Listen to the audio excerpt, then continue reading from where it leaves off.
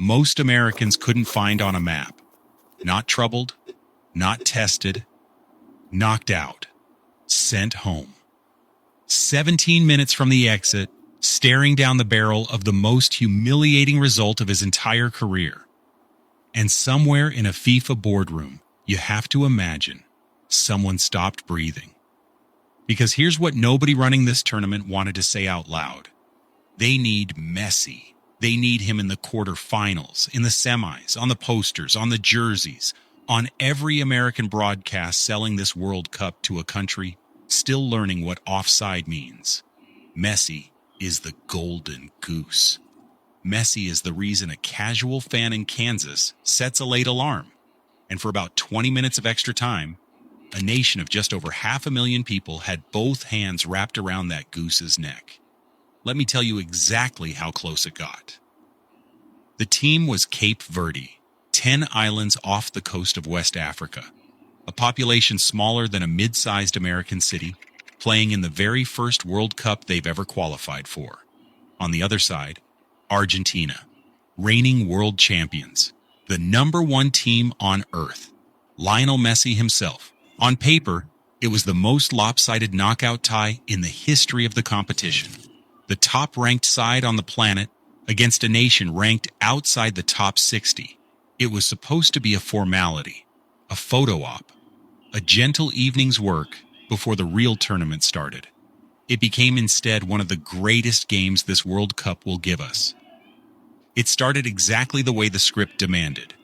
29th minute, Messi collects a pass on the edge of the box, kills it dead with the outside of that left boot, and flicks it past the goalkeeper before half the stadium has finished blinking. 1-0. The 20th World Cup goal of his career, a record nobody else is anywhere near. Business as usual. The Giants were doing giant things, and the Minnows were going to go home with a nice story and a commemorative photo. Except Cape Verde never read the script. Just before the hour, DeRoy Duarte squeezed a shot into the far corner, and Hard Rock Stadium fell into the kind of stunned silence you only get when something is happening that is not supposed to be allowed. Level. 1-1. And now the nerves arrived, not for the underdogs, for the champions. 90 minutes came and went, still 1-1, extra time. And this is the point where FIFA's nightmare stopped being a hypothetical and started reading like a headline being typed in real time. Argentina thought they'd finished it. 93rd minute, Lisandro Martinez rifles a shot high past the keeper from a Messi corner. 2-1. Surely the fairy tale runs out of pages right here. The champions exhale, the machine relaxes, order restored. And then, the 103rd minute happened.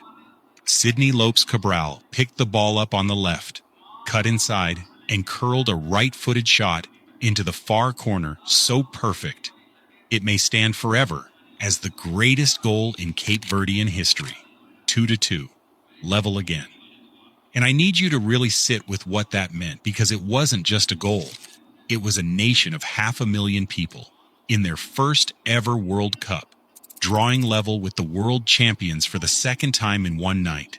In extra time, with a penalty shootout, a coin flip, pure chaos, now sliding into view.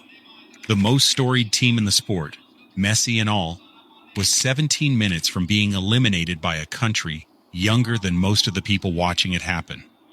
That is the biggest upset in World Cup history, sitting right there, fully loaded, finger on the trigger. And football, being the cruel thing it is, wouldn't let them pull it.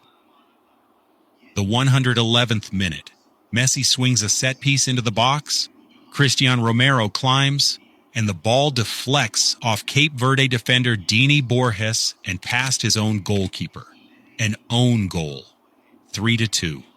After everything, after 2 comebacks, after 120 minutes of throwing their bodies in front of the best team on the planet, the goal that finally beat Cape Verde was scored by Cape Verde. There is no crueler way for a dream like that to die. And still, they came for one more. Even after the own goal, even with their legs visibly gone, Cape Verde kept hurling bodies forward. forcing corner after corner, until Argentina's own goalkeeper, Emiliano Martinez, had to fling himself at a Cape Verde striker's feet to keep the score where it was. In the dying seconds, a loose ball dropped in the 6-yard box with the net gaping, and the offside flag went up by a breath.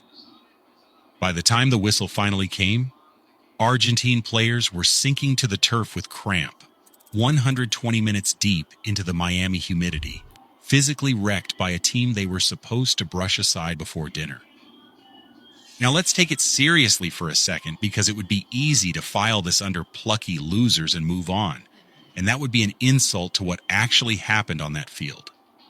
Cape Verde did not get lucky.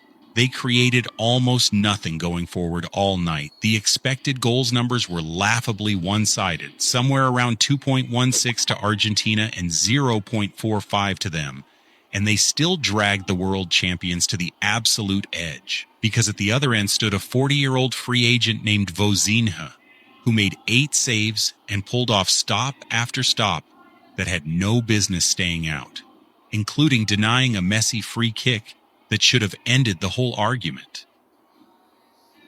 This is the same Vozinha, the same team, that walked out of a group with Spain, Uruguay, and Saudi Arabia unbeaten. This was not a fluke. This was a footballing nation the rest of the world simply hadn't bothered to notice yet. The fair thing to say is that Argentina, in the end, were worthy winners. They carried the play, they created the better chances, Messi was Messi, and champions find a way even on their ugliest nights. They got the job done and they advanced.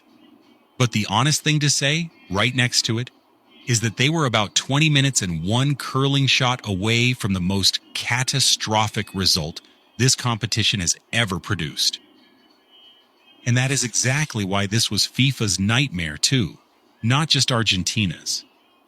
Cape Verde going home is a footnote to the people who run this sport. Messi going home in the round of 32, beaten by a team from 10 islands, half their sponsors have never heard of, would have been a marketing apocalypse, the face of the whole tournament, the single biggest draw in the host country, gone before the knockout rounds even got interesting. Remember where this World Cup is being played?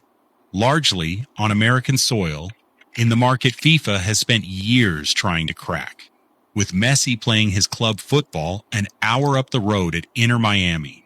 He isn't just a great player at this tournament, he is the entire pitch to a casual American audience, the name on the shirt they'll actually buy.